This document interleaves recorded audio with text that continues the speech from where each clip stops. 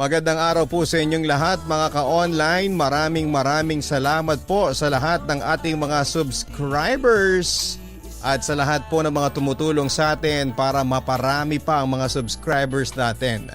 Sa mga nagpo-promote para sa inyong Papa Dudut. Ang pag-ibig daw ang pinaka-masarap na pakiramdam. Napakasarap isipin kapag mahal ka ng taong mahal mo. Yung may kasiguraduhan ka na ikaw lang ang nasa puso niya at wala nang kahati pang iba. Pero paano nga ba mga ka-online kung ang taong sinasabing mahal ka ay hindi pa nakakausad sa kanyang dating pag-ibig? Makakaya mo bang kumapit sa kabila ng posibilidad na baka ginagamit ka lang niya bilang panakip butas? Dear Papa Dudut, kumusta po kayo? Sana po ay panatilihing kayong masigla at malayo sa anumang sakit ng ating Panginoon. Nagpadala po ako sa inyo ng sulat upang i-share ang isang karanasan sa aking buhay. Nainganyo kasi ako na magpadala dahil sa mga kwentong ibinabahagi po ninyo. Papa Dudut, itago niyo na lamang po ako sa pangalang Alice. 27 years old at nagtatrabaho sa bangko. Dahil kakagraduate ko lang ng college, kung hindi po ako nagkakamali ay 22 years old ako ng panahon na yon. Abala ako sa paghahanap ng trabaho sa online. Gusto ko na kasing mag-work dahil ipinangako ko sa aking parents na bago ako umabot sa edad na 30 ay maipagpapatayo ko na sila ng sariling bahay.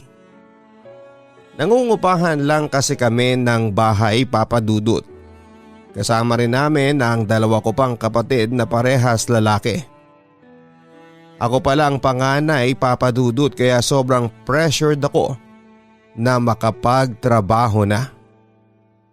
Sa interview ko sa isang bangko ay nakasabayan ko si Angelo. Kung i-describe ko siya ay masasabi ko na gwapo siya, matangkad, medyo maputi at may dimples pa. Sobrang charming niya at malakas ang appeal. Hindi ako nakaligtas sa lakas ng appeal niya, Papa Dudut, kasi nagka-crush at first sight ako sa kanya. Habang naghihintay kami na tawagin para sa interview ay kaming dalawa ang naging magkausap, Papa Dudut. Mga simpleng bagay lang naman ang pinag-uusapan namin ni Angelo. Kagaya ng kung anong kurso ang kinuha namin, first job ba namin at kung ano-ano pa. Naunang tawagin si Angelo at pagkatapos niya ay sumunod naman ako. Nalungkot ako kasi alam kong hindi ako tanggap. Ang sabi kasi ay tatawagan na lamang ako. Paglabas ko ng office kung saan naganap ang interview ay nakita ko pa si Angelo sa labas. May kausap siya sa phone. "Oh babe, for requirements na ako. Mag-aasikaso na kagad ako para maipasa ko na. I love you babe." Masayang sabi ni Angelo sa kausap niya sa phone. Ouch, Papa Dudut. May girlfriend na pala ang crush ko. Umasa pa naman ako na kaya siya nasa labas ay dahil hinihintay niya ako, pero naantala lang yata ang pag-alis niya para kausapin ang girlfriend niya. Nakita ko ni Angelo at nilapitan niya ako. Kinumusta niya ang interview ko at maging siya ay nalungkot nang sabihin ko na waiting pa ako sa tawag. Hindi na rin ako umasa na matatanggap ako. Baka ayaw nila sa fresh graduates. Ang sabi ko ay ayos lang kasi may interview ulit ako bukas. "I-treat na lang kita ng ice cream para maging happy ka na ulit." Pagyayaya naman ni Angelo. "Hindi naman ako malungkot, ano ka ba? Hindi mo na ako kailangan pang ilibre." Ang tawa ko. Pero deep inside ay kinikilig ako, Papa Dudut. I insist. "Sige na. May malapit na fast food dito na masarap ang ice cream. Doon na lang tayo kasi wala akong pera. Sige na." Pamimilit niya. "Wag na, baka magalit pa ang girlfriend mo. Ayaw ko na mag-away kayo ng dahil lang sa akin. Tugon ko. Paano mo nalaman na may girlfriend ako? Wala naman akong sinasabi sa'yo. Nagtatakang sabi niya. Narinig kaya kitang kausap siya. Uy, hindi ko sinasadyang marinig ha. Ang lakas lang kasi ng boses mo. Pagdedepensa ko naman. Sorry, sobrang saya ko lang kasi naibalita sa kanya na for requirements na ako at soon ay magkakaroon na ulit ako ng trabaho. Pero huwag kang mag-alala kasi hindi yun magagalit. Very secured siya sa akin. Saka friends na tayo. Walang mali siya kung ililibre kita ng ice cream.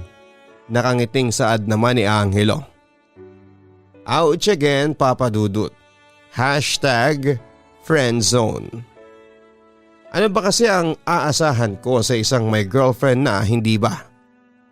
Friendly lang siguro si Angelo but in the end ay sumama na rin ako sa kanya para mag-ice cream. Sinamahan na rin niya ng fries at inilibre niya ako at habang inuubos namin sa loob ng fast food restaurant ang ice cream at fries ay napag-usapan namin ang girlfriend niya. Matagal na pala sila. 5 years na. Nakita ko kung gaano ka in love si Angelo habang nagkikwento. Ayon sa kanya ay matagal na silang hindi nagkakasama ng girlfriend niya. Busy raw kasi masyado sa pagtatrabaho bilang isang nurse tapos ay nagte-take pa ng master's degree. Ikaw ba? Kumusta kayo ng boyfriend mo?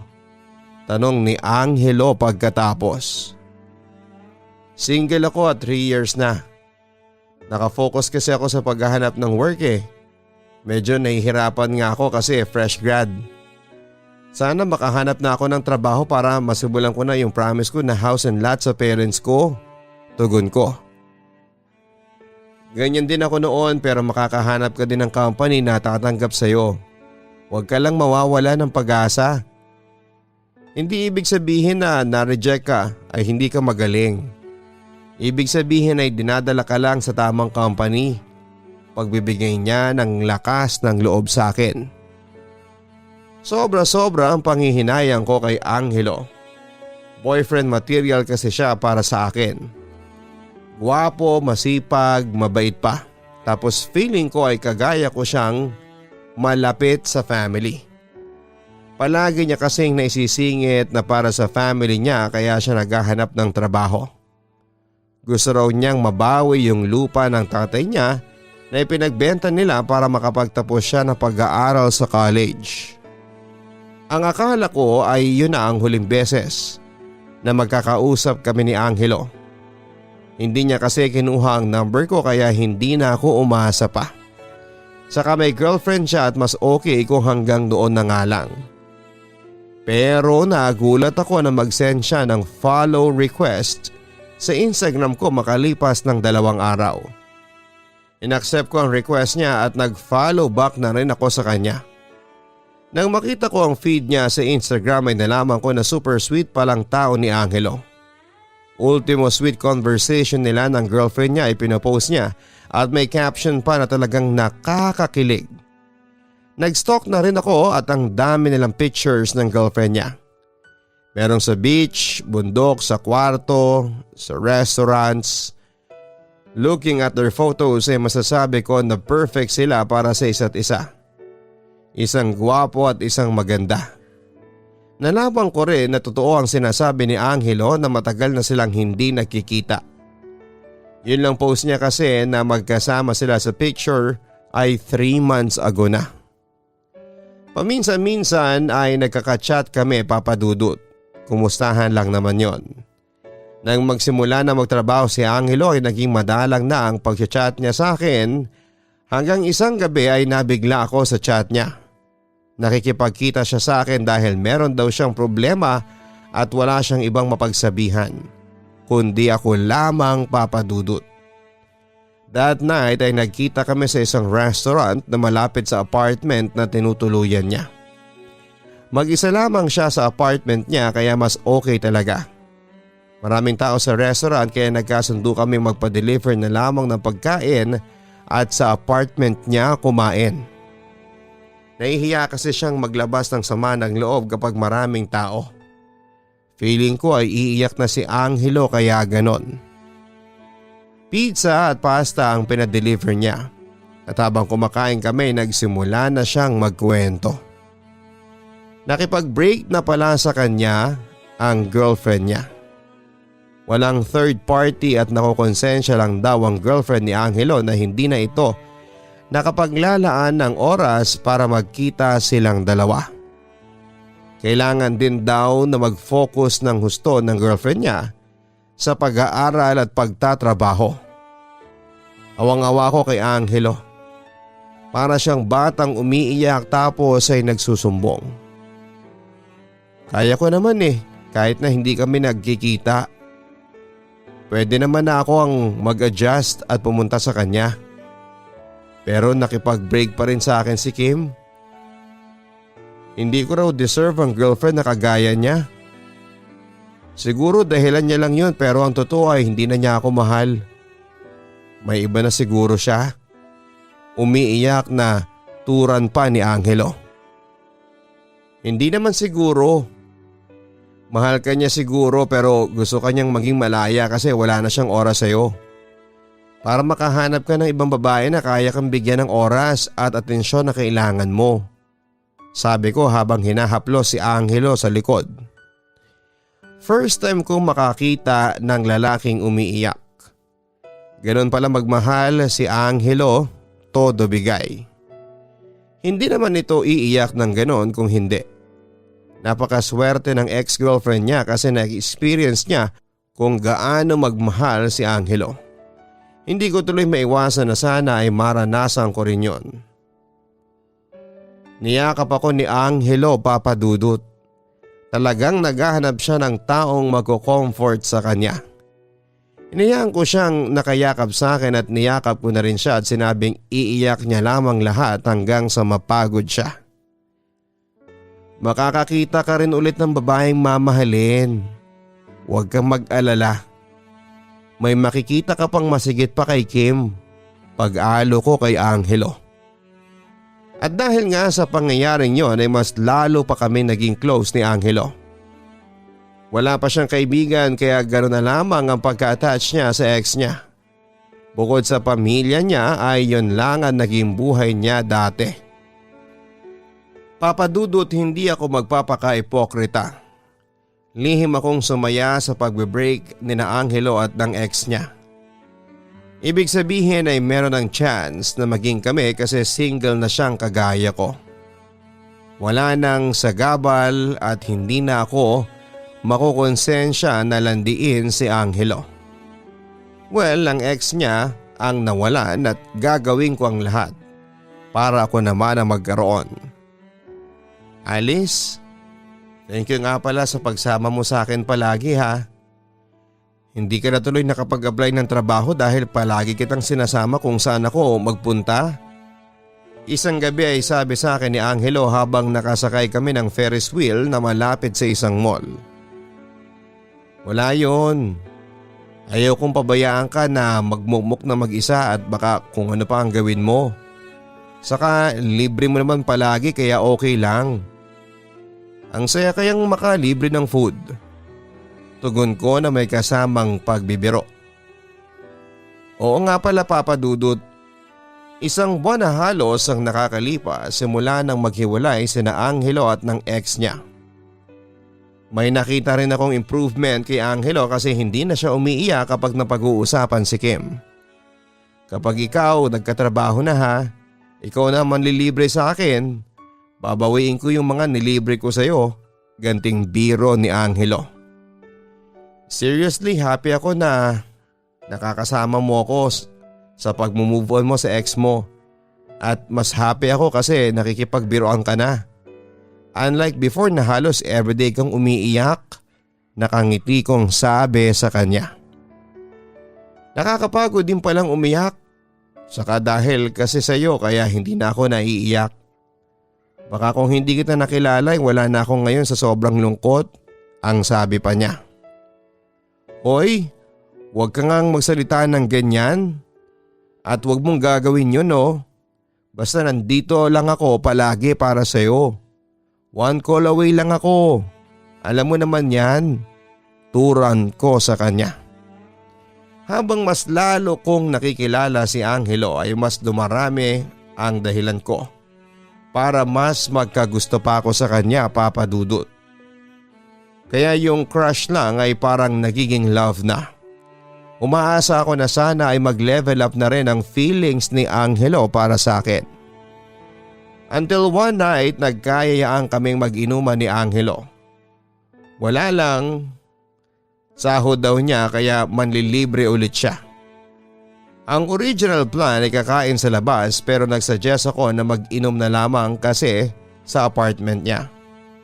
Bumili kami ng isang bote ng hard drink at pulutan na rin. First time namin yung mag-iinuman and to be honest, kaya ko siya inamin na mag-inuman ay para umamin sa totoo kong nararamdaman sa kanya.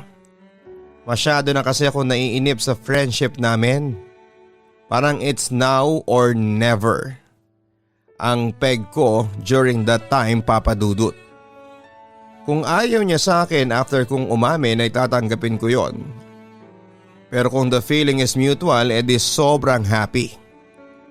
Nang malapit nang maubos ang alak ay inihanda ko na ang sarili ko sa mga sasabihin ko kay Angelo.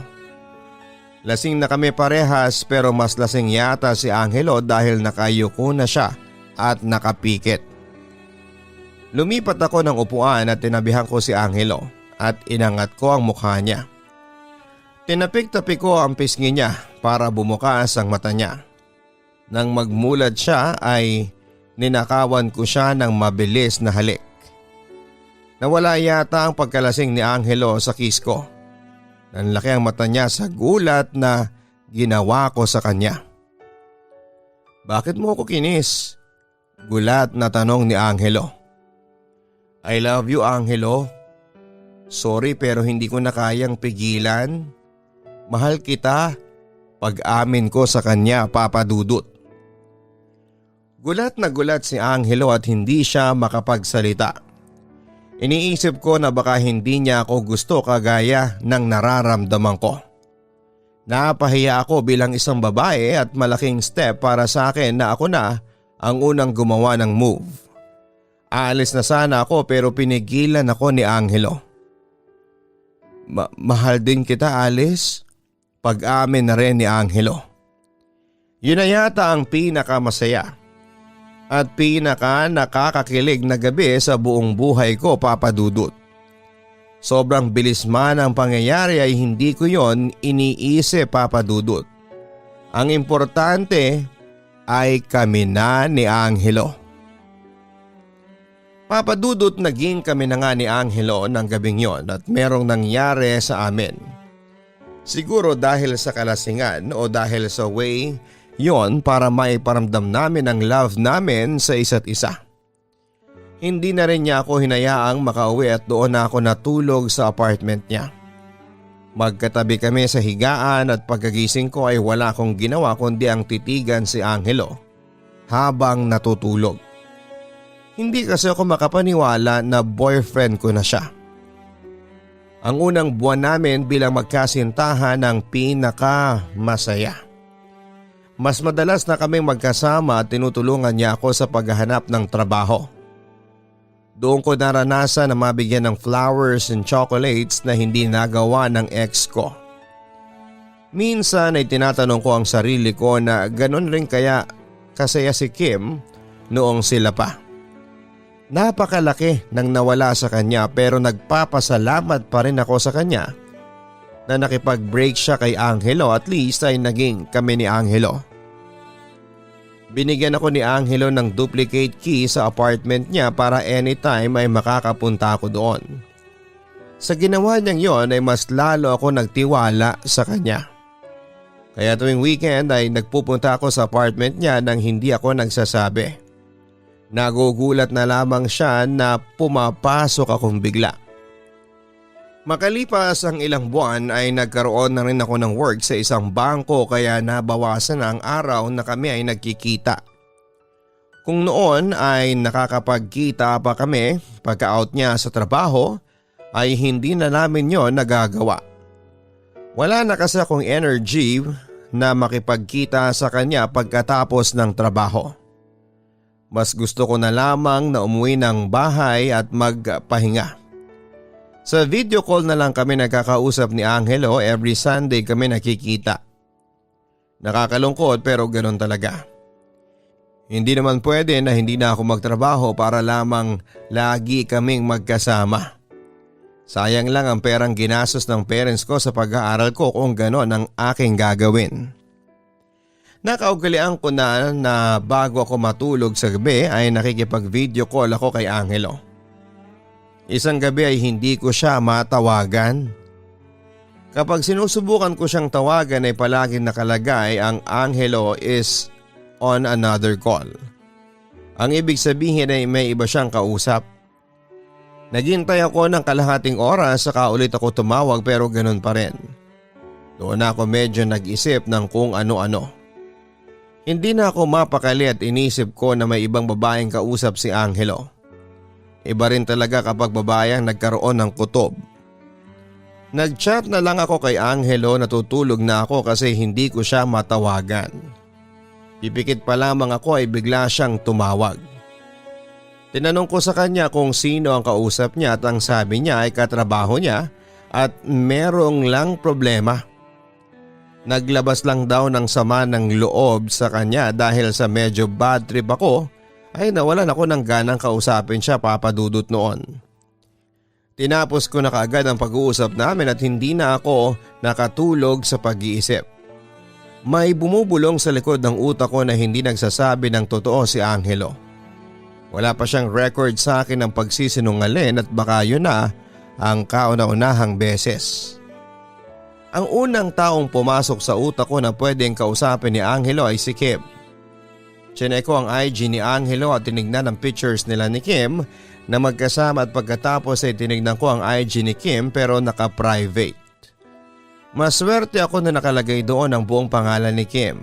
Sinearch ko ang pangalan niya sa Facebook at may isa siyang story na naka-public.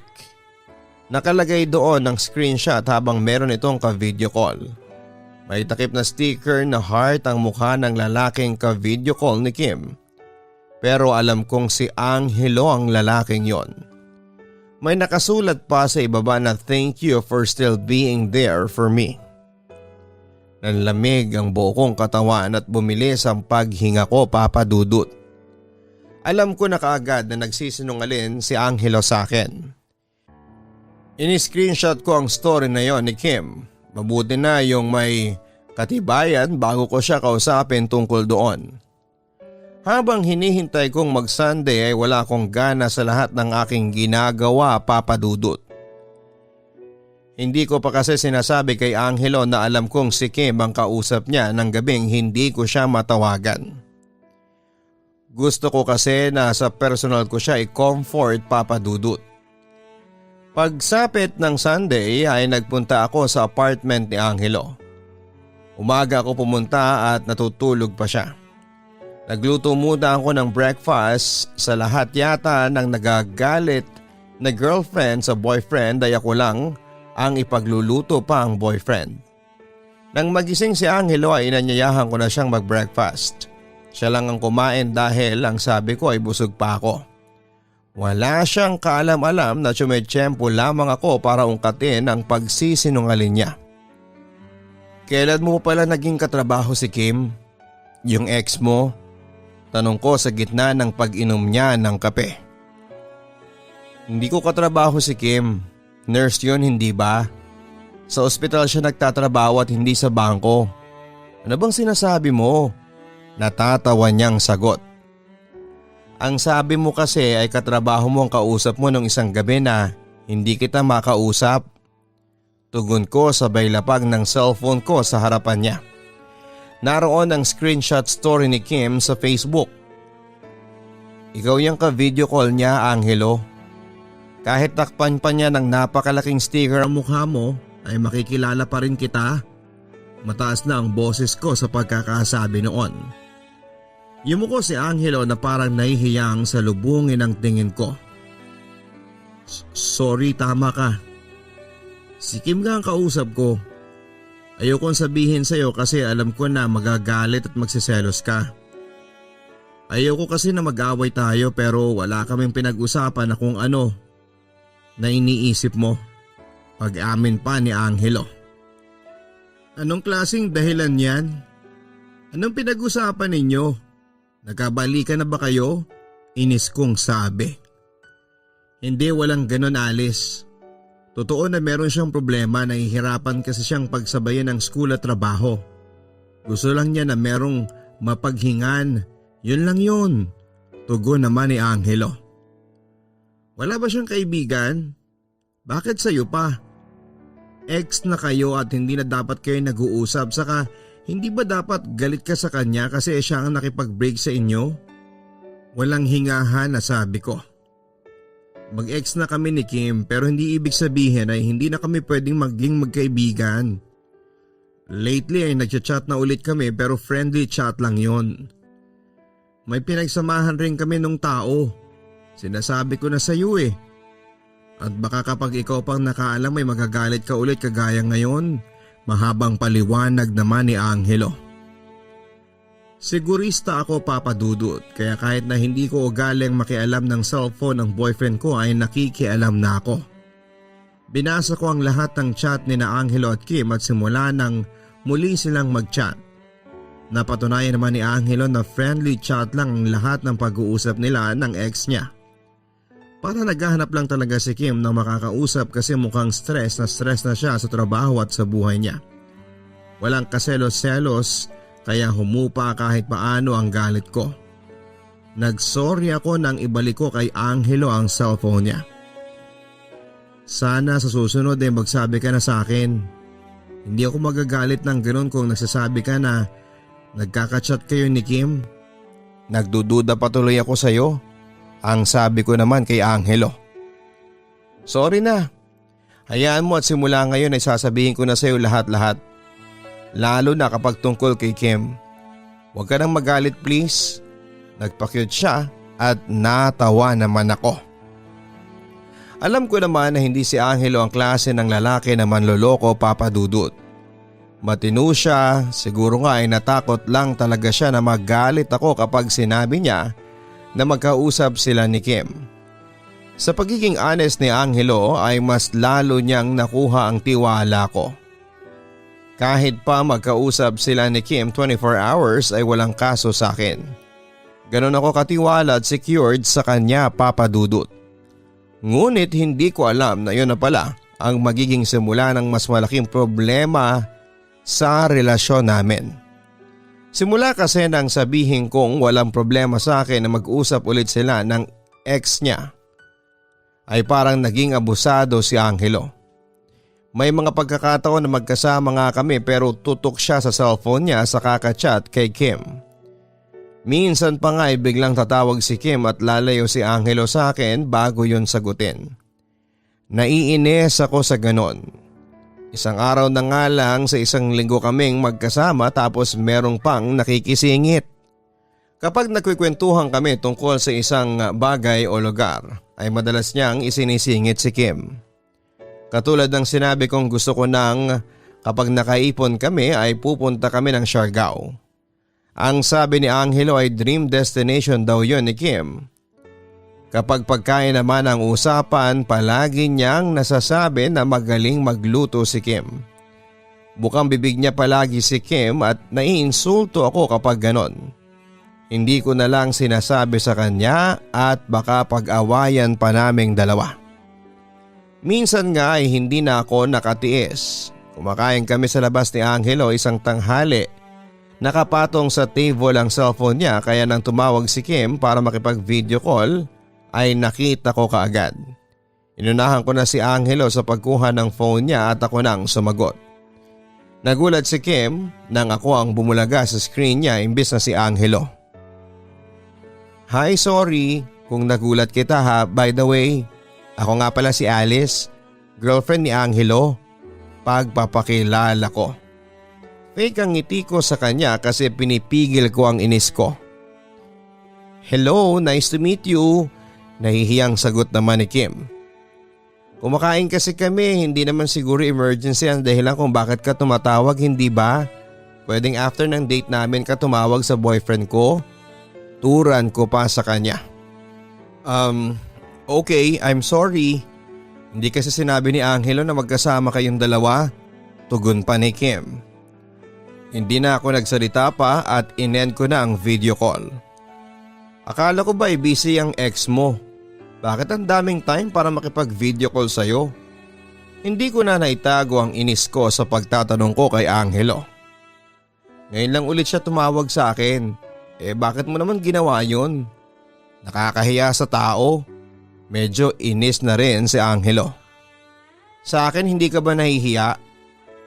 Oo, sinabi ko na okay lang na makipag-usap ka kay Kim pero ilugar mo naman Angelo.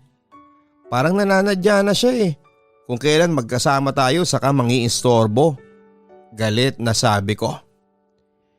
Hindi ako ang klase ng girlfriend na silosa at nangaaway ng basta-basta na lamang papadudot. Kahit tanungin pa ang mga naging ex ko. Pero naging ganon ako nang si Angelo ang boyfriend ko. Kung dati ay ayos lang sa akin ang pakikipagkaibigan ni Angelo sa ex niya. Pero nang nagtagal ay hindi na papadudot. Nagkaroon na ako ng hinala na baka hindi pa talaga nakakapag-move on si Angelo kay Kim. Baka mahal pa niya ang ex niya at ginawa niya akong rebound para makalimot siya sa sakit.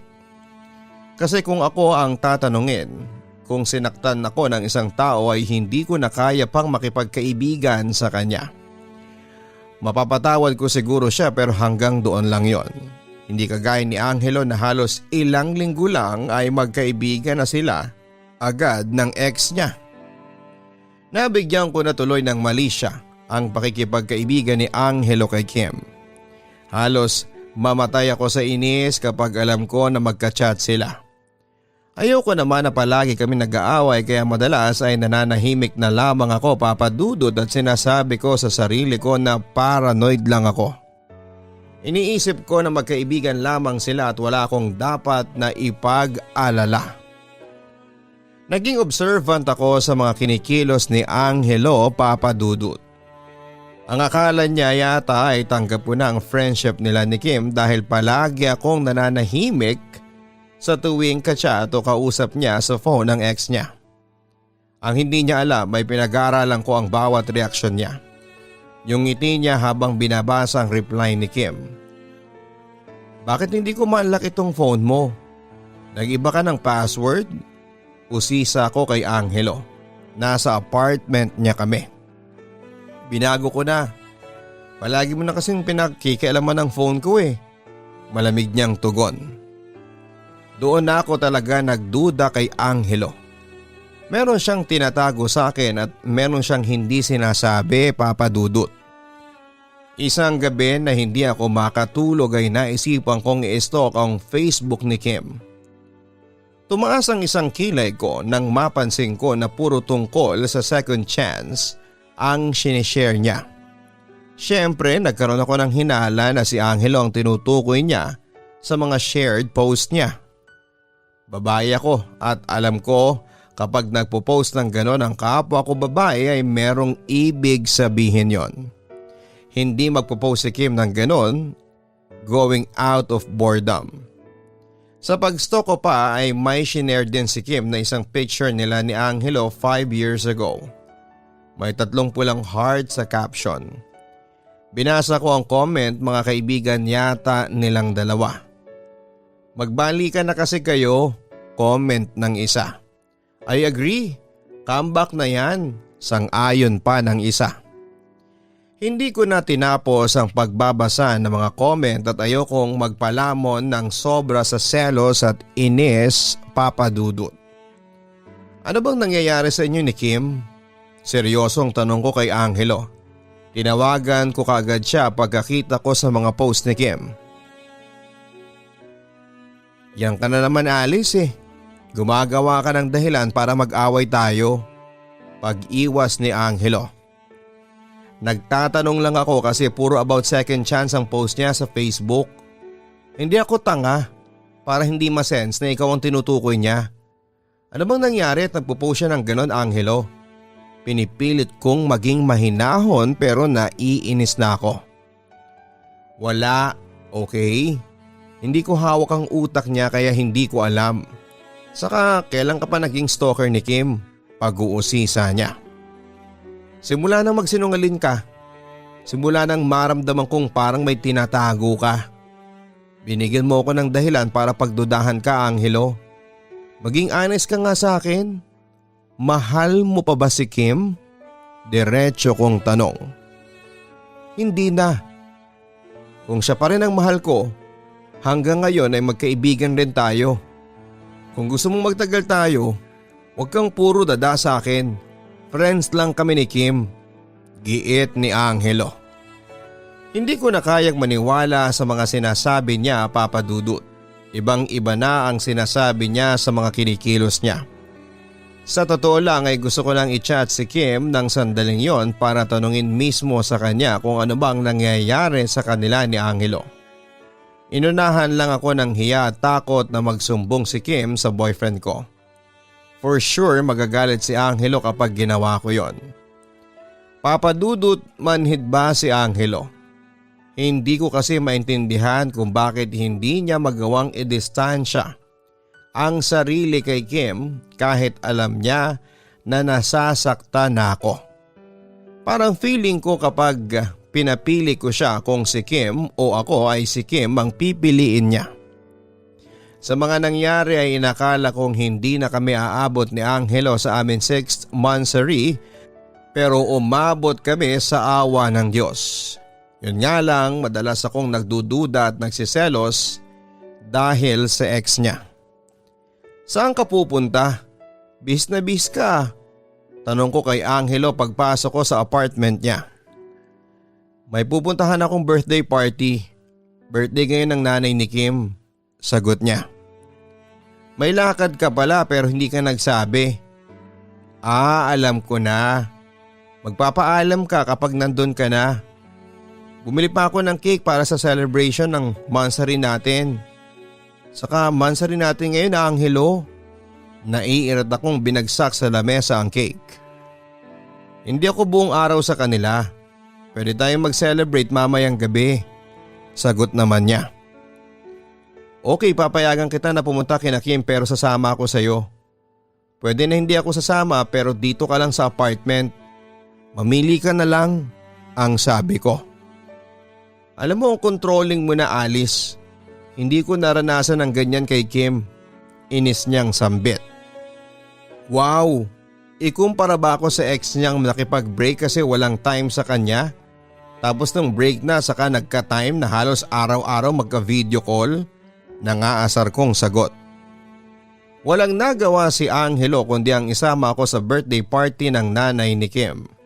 Mas lalo tuloy ako nagselos kasi invited pa rin si Angelo kahit na wala na sila ni Kim. Sabagay 5 years naging sila, baka naging close na rin si Angelo sa pamilya ng ex niya. Pero kahit na Papa Dudut, mali pa rin ang ginawa ni Angelo na hindi siya nagpaalam sa akin. Kung hindi ko pa pala siya pinuntahan ay hindi ko malalaman na aalis siya. Nagulat si Kim nang makita niya ako na kasama ni Angelo, Papa Dudut. Nag-smile ako sa kanya kahit sobra akong naiilang. Simpleng handaan lang ang naganap at hindi ko natatandaan na ipinakilala ko ni Angelo sa kahit na sino sa bahay na yon. Nasa isang sulok lamang ako habang masayang kakwentuhan ni Angelo ang nanay ni Kim. Sobrang close nila, Papa Dudut, at sobrang komportable ni Angelo sa nanay ng ex niya. Maya-maya inaya na kaming kumain at katabi ko sa upuan si Angelo pero bigla siyang hinila ng nanay ni Kim. Pahiram muna kay Angelo ha, nakangiting tura ng nanay ni Kim. Sige po, walang problema, magalang kong turan. Sinundan ko sila ng tingin at parang gusto kong magwala nang pumasok si Angelo sa isang kwarto kasama ang nanay ni Kim at si Kim mismo. Ang tagal pa nilang lumabas at nag-alangan akong tumayo at katukin sila. Magmumuka akong bastos kapag ganon. Maya-maya ay lumabas na silang tatlo at napansin ko na namumula ang mata ni na Kim at ni Angelo.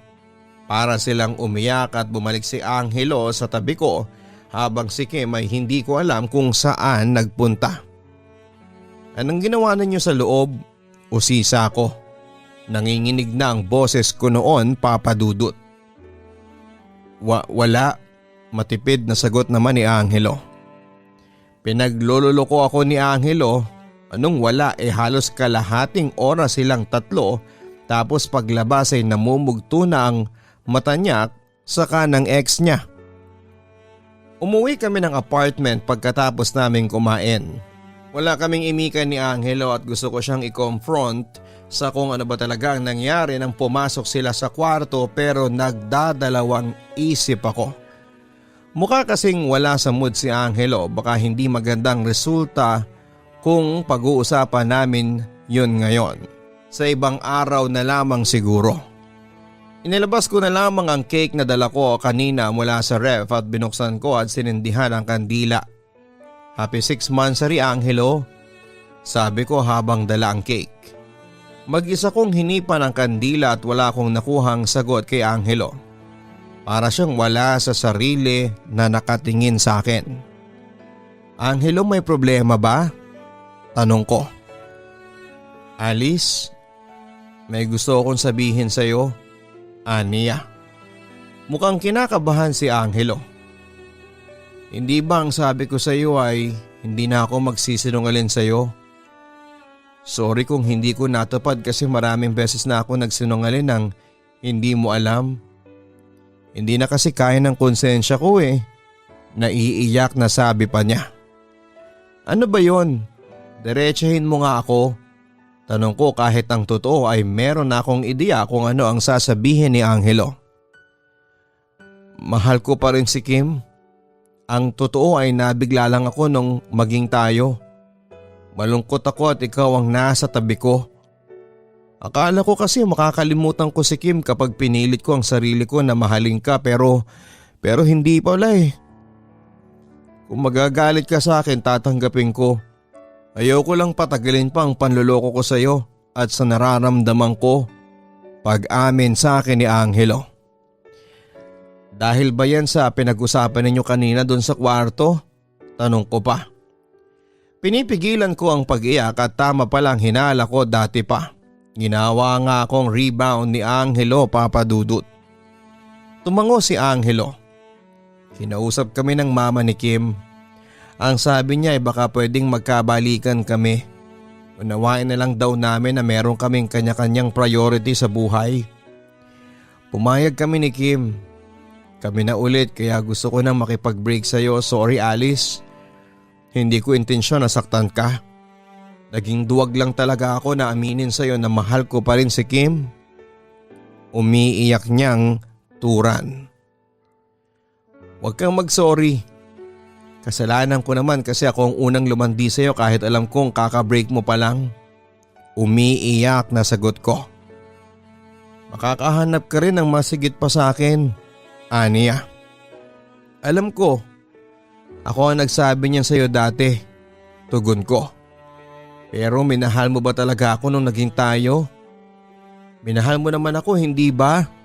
Tanong ko pa. Mahal pa rin naman kita Alice pero mas mahal ko si Kim.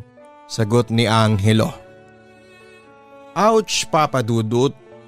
Sobrang sakit nun. Tagos hanggang buto ang sakit na naramdaman ko nang makipag-break sa akin si Angelo. Ang sakit maging rebound, yung akala ko ay mahal niya talaga ako. Siguro nga kapag magkasama kami ay si Kim pa rin ang iniisip niya. Hindi ko na pinahirapan si Angelo at ang sarili ko. Pinalaya ko na si Angelo at kahit paano ay nagpasalamat ako na nagsabi siya ng totoo kahit sobra akong nasaktan. Masakit man ang palayain ng taong mahal ko pero alam kong parehas kaming masasaktan kung mananatili nga kaming magkasama. Pero isa lang sa amin ang nagmamahal. Mahigit 1 buwan akong umiyak nang magkahiwalay kami ni Angelo.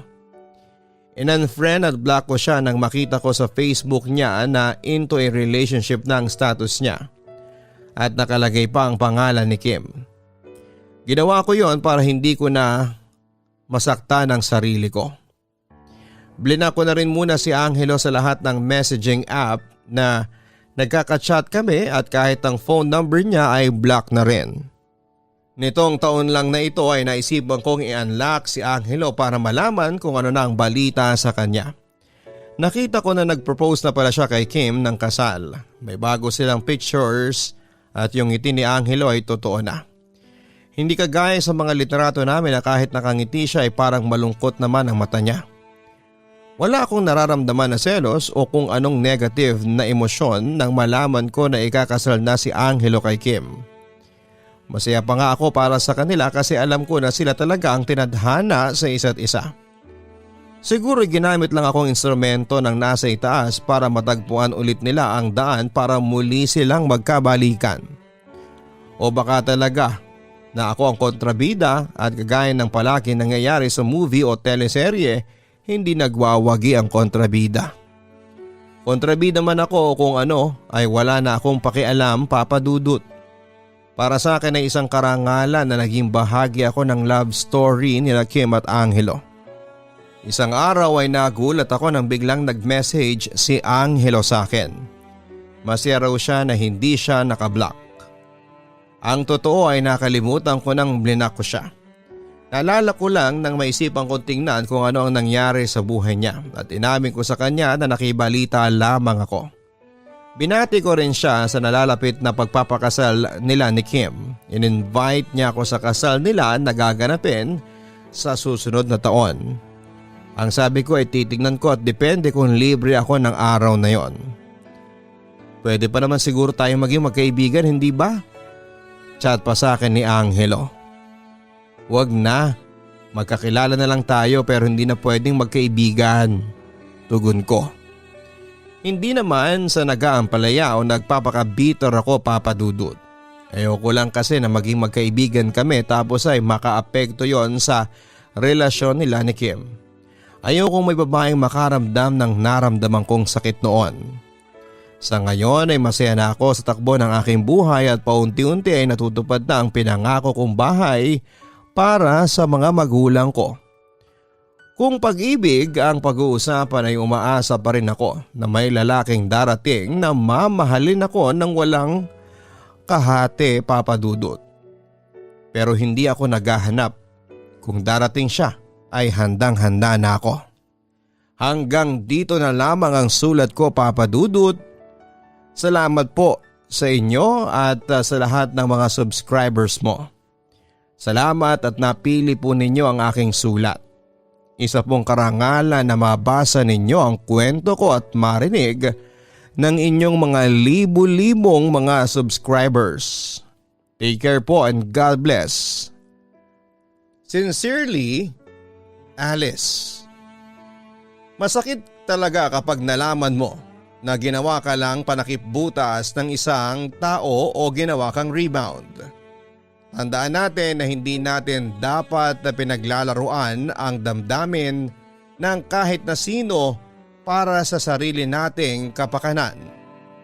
Para sa iyo, Alice, na ating sender, sumasaludo ako sa iyo dahil agad mong pinalaya si Angelo sa kabila ng pagmamahal mo sa kanya. Totoo ang kasabihan na kung mahal mo ay palayain mo. Hahayaan mo siyang maging masaya kahit na ang kapalit nun ay ang iyong pagdurusa. At sa mga taong kagaya po ni Angelo, sana ay huwag na kayong humana pa ng rebound kapag naghiwalay kayo ng inyong kasintahan. Hintayin niyo munang maghilom ang sugat sa inyong puso bago ninyo ulit buksan sa panibagong pag-ibig. Hanggang sa muli, maraming salamat po sa lahat ng ating mga subscribers. Sa mga hindi pa nakakapag-subscribe, subscribe na and push the notification button. Maraming salamat po.